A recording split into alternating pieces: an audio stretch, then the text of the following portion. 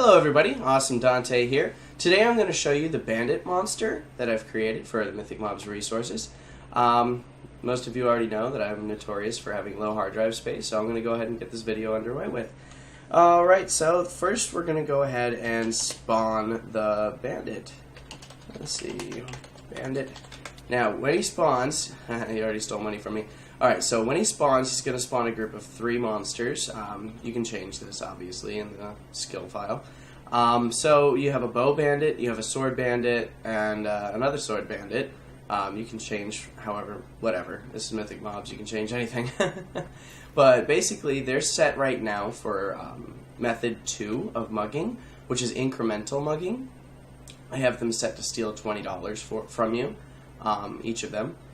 You can change this in the default config from $20 to $50 to $100 they steal from you at a time. With incremental mugging, they are limited to $500 that they can steal from you in total. So I'm wearing some protection 4 stuff with a nice sword. So right now they have like 100% chance to steal money from me when they hit me. So you can see the totals that they steal from you above the monster. This uses another plugin called MythicMobs Extension and the Speech Bubbles mechanic. So you'll need to have MythicMobs Extension installed to see the total amount above their heads. There is another option. It'll relay it in chat, which you can configure if you don't want to install MythicMobs Extension, which I highly encourage you to do. So let me go ahead and heal. Alright, so one has 140 now, and another 140, and the bow bandit has 180 stolen from me. Now 200. So, with incremental mugging, I can get them up to 500, so let's see if I can get them to go up that high. Ah, yes, being hit repeatedly. Wonderful. This is what coding in MythicMobs feels like. Come on. Alright, one of them's already reached 500. They can't steal any more from me. This is the hard cap in the default configuration. You can adjust this. Method 2 is a little more complicated than Method 1. I'll show you Method 1 in a minute. So when you kill one, boom. It was a real quick message, but he paid me back all 500. Let's see. Val. I have 12,704. So if I, alright, so I have, yeah, do the math. He stole from me really quick. Okay, so this one has 340. I'm going to get him up to 500 again, so you can see my balance does change. Come on. Come on. Steal from me. Do it, I dare you. Oh, excuse me. Woo! Sorry, I just drank some soda for the video. Alright, so now he has 500. So you have 12,764. Come on.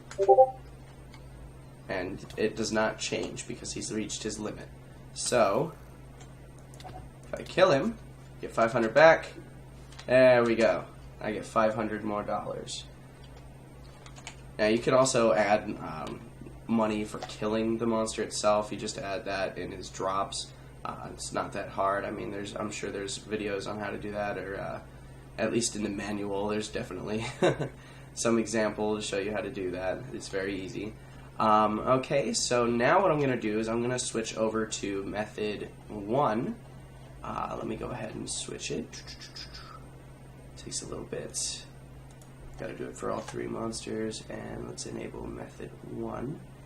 Now, when you do the payout skills, you're going to have to disable method 2's payout skills because you're using method 1. So we're going to switch method 1 and method 1. There's 2 things that you have to change to enable method 1, 2 things that you have to change to enable method 2. I would suggest only using one or the other. I really don't know what is going to happen if you do both. Probably some weird stuff, so I don't recommend it. Just choose option 1 or method 1 and method 2. So let's see here. We're also going to change the display of the money stolen into option 1. Let's see, method 1, let's enable that. Now method 1 is just static money stolen. They only steal once. This is if you don't feel like doing the configuration required to do method 2. I mean, I do have default values already put in, but I mean, it's easier to use method 1. For most people it'll work. Let's see, disable method 2, enable method 1. I have to do it for these 3 monsters. So, option 1, outputs to chat, mugging method 1, mugging method 1, and disable method 2, disable method 2. Let me go over it real quick to make sure it goes off perfectly. Method 1 outputs to chat, method 1 outputs to chat, and method 1 outputs to, there we go. So method 1, output to chat, save, reload the plugin. Now when I spawn a bandit, he stole $20 from me.